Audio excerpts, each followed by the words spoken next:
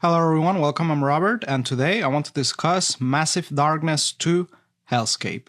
So my experience was with just the core set contents, and I played 4 games in total, using the first 3 scenarios that come with the game. I tried a combination of two-handed with 2 characters and true solo with just controlling 1 character, and I tried 4 of the classes included in the game. And also, I have not played the original Massive Darkness, in case you're wondering. Alright, so first, let's get into what I liked about the game. Alright, so first I want to point out how great of a job this game does at compressing the whole experience of going on a dungeon crawl to a relatively small amount of time, hour to 2 hours tops, depending on the scenario and how many characters you control. But yeah, you basically go from 0 to a hero in no time, and it does just a great job of doing that pretty quick. Another great thing that I like about the game is the dice chucking. So there is an element of the game where you are going to be building dice pool depending on what hero you're using, what gear it has, and then when you go against certain enemies, you have to collect certain dice. So there's this dice building process that takes place every time you attack, and it's kind of fun. I enjoy the dice building and dice chucking in the game. Now, another element that really carries this game is the hero minigames that each character has.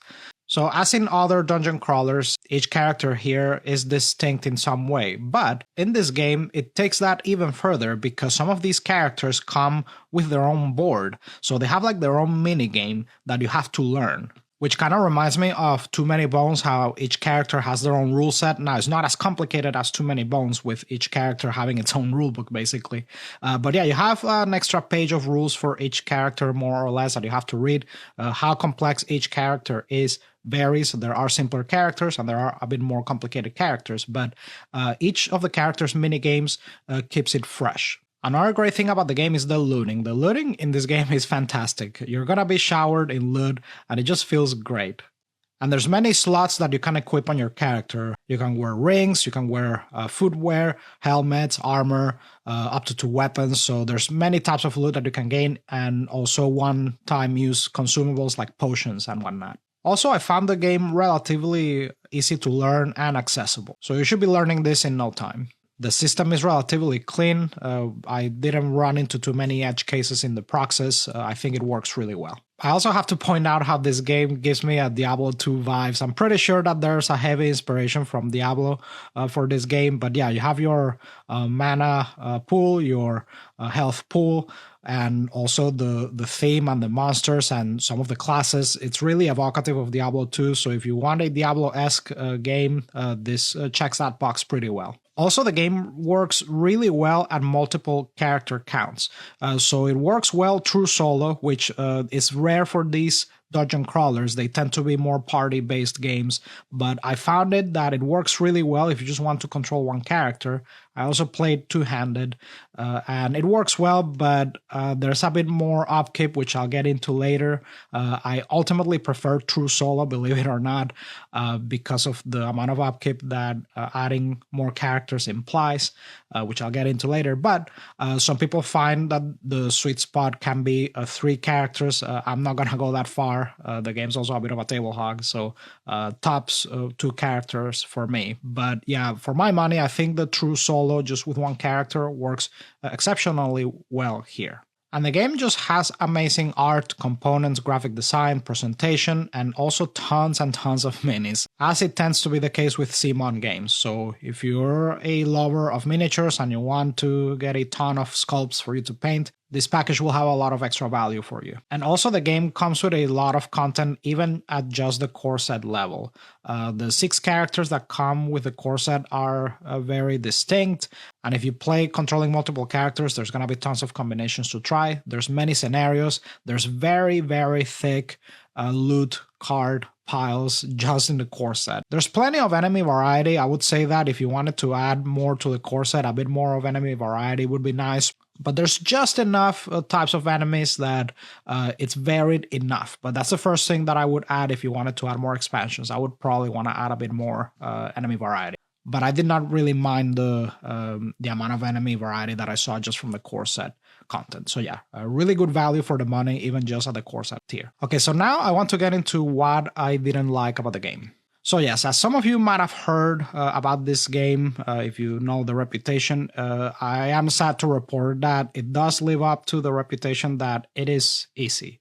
And I mean like really, really easy, borderline trivial easy. Within a couple rounds of you killing enemies, you become overpowered, and it just becomes a foregone conclusion, but there's really no stakes after a couple rounds. Now, I have heard that this might vary based on what scenario you play, but I feel that I shouldn't have to go through the entire scenario selection before I decide whether the game is easy or not. Yes, sure, the first scenario is a tutorial. I expect it to be easy. By the second scenario, I didn't really see that change, and by the third scenario, it was the same thing. It never really got challenging at any point. And there's a reason why you see so many threads on this topic. I don't feel that I need to try all the other scenarios to reach that conclusion, personally. And again, I tried multiple character combinations and character counts, and it was the same thing. However, Dungeons of Shadow Reach, which is the next iteration of the Massive Darkness system, is supposed to come with a new difficulty adjustment track and other variants to adjust difficulty. So I'm going to wait for that to come out and try it out myself eventually. But yeah, as it is with the contents that are available, the difficulty is just way, way too easy. Now, this might be a positive for you because it is a power trip, okay? So I know that sometimes people need that in their games. If that's something that you seek, if you just want to have absolutely zero adversity and just power through hordes and just, you know that you're going to win no matter what, if that's what you're looking for, great. This game's for you. For me, I would like to have a bit more challenge.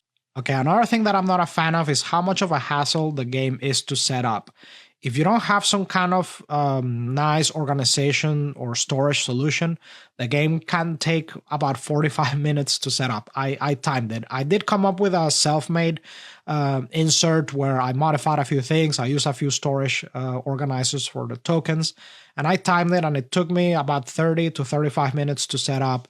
But if I didn't have those things, like the insert that comes with the game is useless. So if you don't come up with something to try to reduce setup, it can take you as much as an hour, I would say, to set up, like on the worst possible end of how much it could take you to set up. But if you have a nice storage solution, which you can do a custom one, or you can go and 3D print one, there's a few storage solutions on Organ Geek that you can 3D print, then yeah, it will reduce the setup time. But it is a problem that you're going to have to address. If you like the game, you are going to have to come up with some kind of solution to try to reduce the setup time, because it can be pretty long. Also, the game can be a bit of a table hog. Now, I'll give it this: compared to other dungeon crawlers, I appreciate that the dungeon map is fixed from the beginning. I hugely appreciate that, because one issue with Shadows of Brimstone, or even the D&D adventuring system, which are a couple other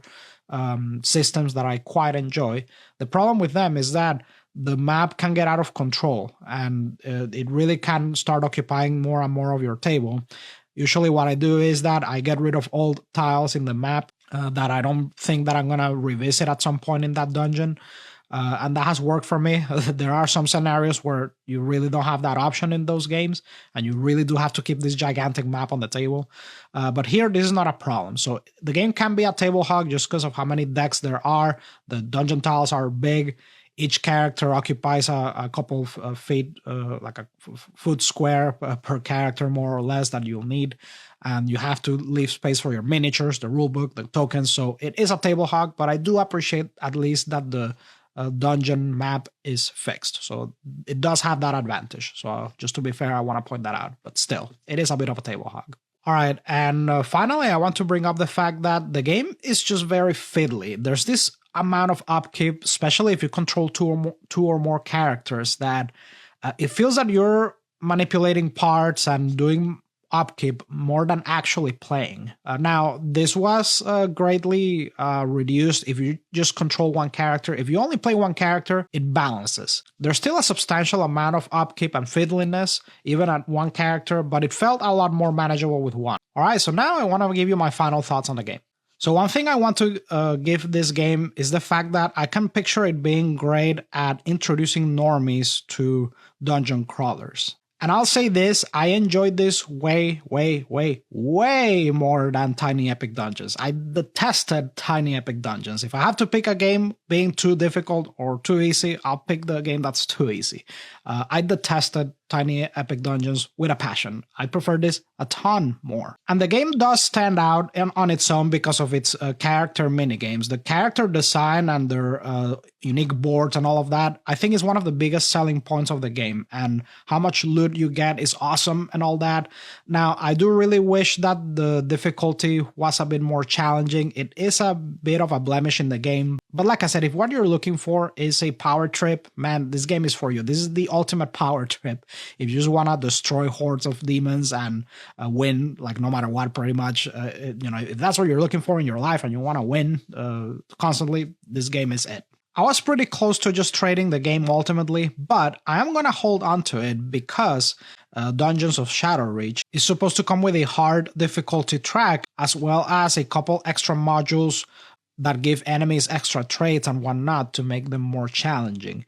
The system is that good. The system is good. I just wish it was more difficult. That is it. I think it's beautiful. It's just so easy. Like I just feel that there's no points. It's like, you know what I mean?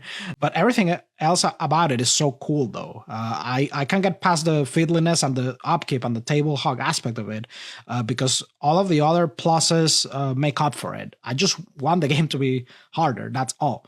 So I am going to wait for Dungeons of Shadowreach to come out, and I am going to buy that core box and try the extra difficulty modules, because I think that with that, if that works and they pull that off, I think it could make this a top tier game for me, especially because of how well it works with just one character. There's not a lot of one character dungeon crawlers that work that well, but this is a unique case of one of those that works well. But yeah, folks, those are my thoughts on Massive Darkness to Hellscape. And I want to thank you all so much for watching. If you have any comments, questions, feedback, go ahead and put them in the comment section. And if you enjoyed this content, make sure to like and subscribe, and I'll see you in the next one.